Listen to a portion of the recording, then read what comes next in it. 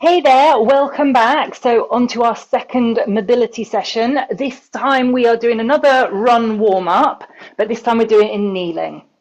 So if you can't kneel and you want to do a run warm up, look to last week's session, session one, and we did a standing run warm up. So either of these will do. Find the one that works best for you. I prefer the kneeling one unless either my knees aren't feeling great or if I'm already out of the house and don't want to be groveling around in the mud. So I'm going to kneel down. I've got my right knee on the floor, left foot in front of me. So left, whichever one you want to start on, but left foot on the ground in front, right knee down, cushion underneath it if you want a cushion. And we're going to start off with our hips. So as with last week, as with so often in my sessions, we are tipping the water at the back. So we're drawing up at the front, tipping the water out the back. So if we imagine our pelvis as a bowl of water, draw up at the front, tip the water out the back, tuck under. So we're getting a gentle stretch at the front of the hip.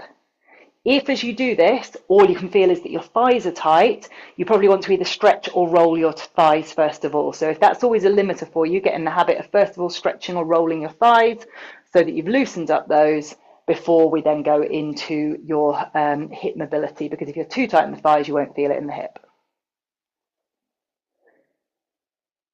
Next week, we'll be doing a more in-depth stretching of the thighs and rolling. So diddle, diddle, diddle into the future. You can look at that session from next week to see how to do that. But most of you will know how to stretch your thighs. Loosen up your thighs first. But if all of that's feeling good, then we're just tipping the water out the back, loosen up the front of the hip. From there, we're going to keep the knee on the ground, still with that foot in front of us. So about 90 degrees at the knee, 90 degrees at the hip. So basically my heel is underneath my knee. From there, I'm going to tuck under so that my pelvis is level, and then I'm going to push forwards. And then I'm going to come backwards. So I'm going to tuck under, push forwards. And this is taking our hip into extension. This is the leg is extending behind us as we keep that neutral pelvis. So we don't want to just push forward and all the water falls out the back. So our hips tip down at the front as the knee comes back behind us. We want to make sure we're tucking under as we push forwards. So we're getting a slightly deeper stretch at the front of the hip. We can take our arm over if we want, then we feel that stretch through our hip flexors, cross, go down the thigh, but then come through into our core as well. So by taking that arm over the top, we'll just feel that stretch coming slightly higher up. Then we're going to progress things. So as I go forwards, I'm going to put my hands onto my knee. I'm going to push my knee forwards. I'm going to push that knee as far forwards as I can. I haven't moved my feet, but I'm pushing the knee as far forwards as I can, keeping the heel on the ground, knee towards my little toes. So I'm getting a good stretch into my calf and I'm mobilizing the ankle joint. I'm then going to come backwards, pushing my hips as far back behind me as I can. Hands come down, chest comes down to my thigh, and now I'm feeling a stretch into my hamstring. So we're going to do all of that together. Tuck under, push forward, get the stretch into the back hip, push your hands onto the front knee, push as far forwards as you can, making sure the heel stays on the ground, making sure we're pushing towards the little toes and the foot's facing forwards. Then we come backwards into the hamstring, and we're just going to keep doing that. So here we're getting lots of bangs for our buck. We're getting the hip, ankle, and hamstring, all just loosening up. And we're connecting to our body. We're making different shapes with our body. We're being intentional, connecting our brain to our body. So we're just starting to build that brain-body connection, body awareness. Let's go once more.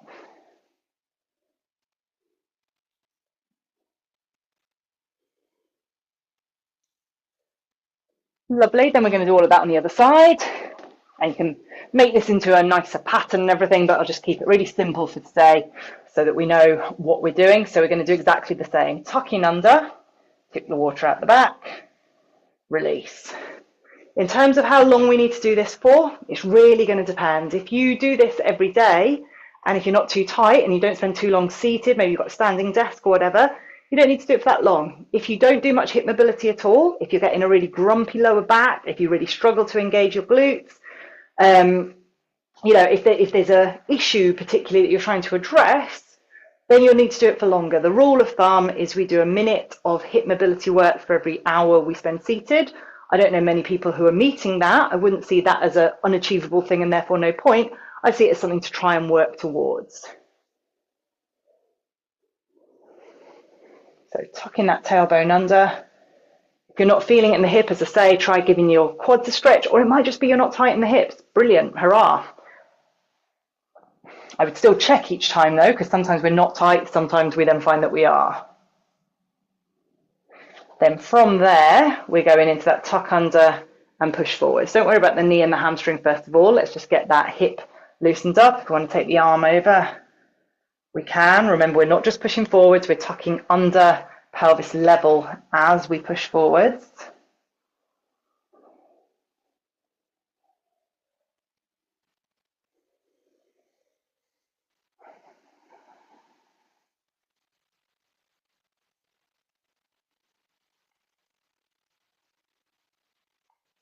And go pretty much as far forwards as you can without feeling it in the lower back and without losing that pelvis. So I could go all the way to here, but I'm not keeping my pelvis level. I'm tipping the water out the front. So I want to keep the pelvis level as I go forwards. Last few. Lovely. And then let's add in the rest of that focus. So hand onto our knee, push the knee forwards, trying to take it as far forwards as we can, and come backwards. Now we could go straight into this one, but the risk is that then we're not being quite so mindful on the hip, so we haven't achieved as much of the hip as we want. But you can certainly, all of these things is to be played around with. None of these things are set in stone. There's different ways of doing everything I'm telling you. This isn't the only way at all, but this is the one I kind of come back to just because it's simple, it's easy, and it hits most of the bits that we want to be addressing.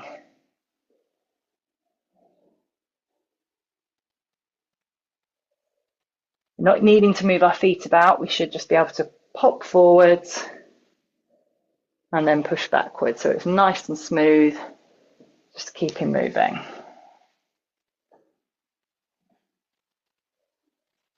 Last few.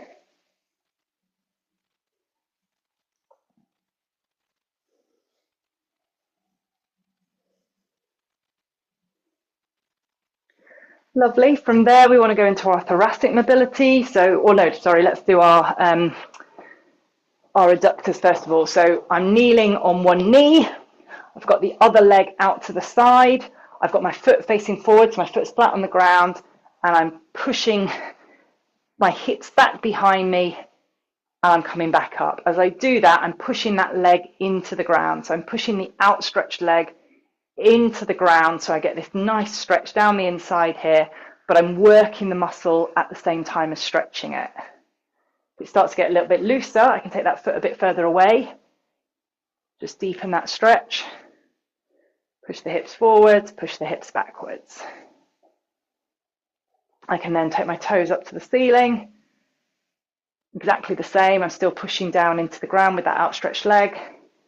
Now I'm feeling it a little bit more into my hamstrings at the back, but just lighting up a slightly different part of my adductors, those muscles down the inside of the thighs. Lovely. Swap to the other side. Cushion under your knee if you want it. Slowly down, back up. You can avoid putting your hands onto your knees here. Go for it. Just use that body strength. If you need to have your hands on your knees, that's fine. So again, I've got my foot facing forwards, flat on the ground at the moment. And then I'm going toes up to the ceiling, digging my heel into the ground. Keep pushing down.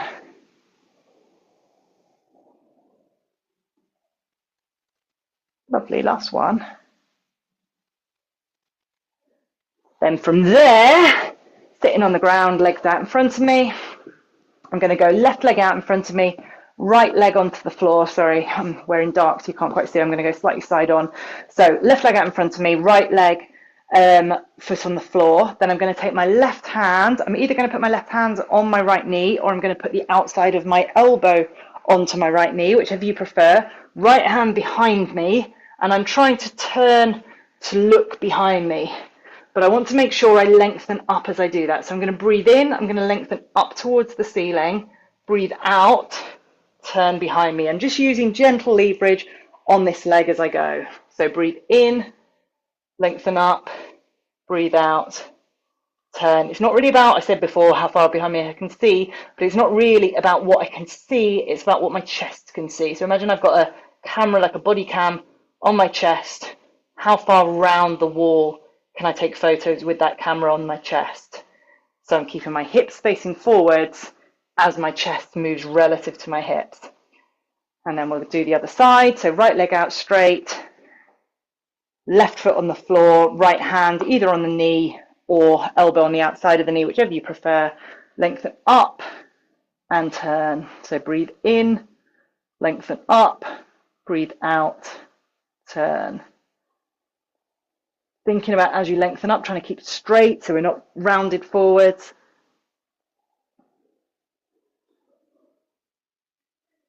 So just building that ability to move your upper body relative to the lower body.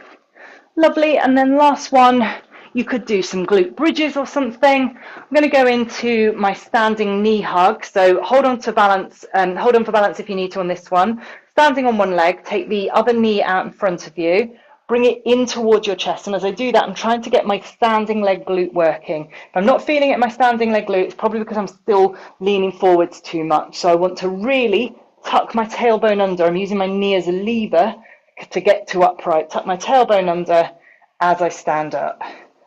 And I'm just doing that to get this glute really firing up, but also to think about my position. When I'm running, I want to be in this upright position, tailbone tucked under, rather than leaning forwards as I go. You can take your knee out to the side slightly if you want. Sometimes some people feel that helps to get that knee engaging more. It's also getting a bit of hip mobility in there.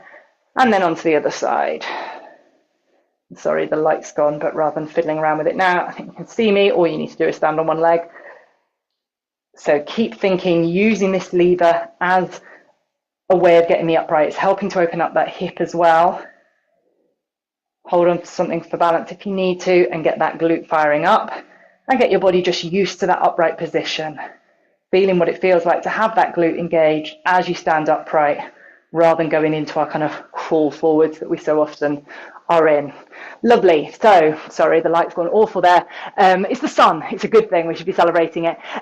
So there you go. That is your kneeling or, on the floor glute mobility sequence. No, it's not. It's your on the floor pre-run mobility sequence. I hope that's helpful. I'll see you again next week. Take care.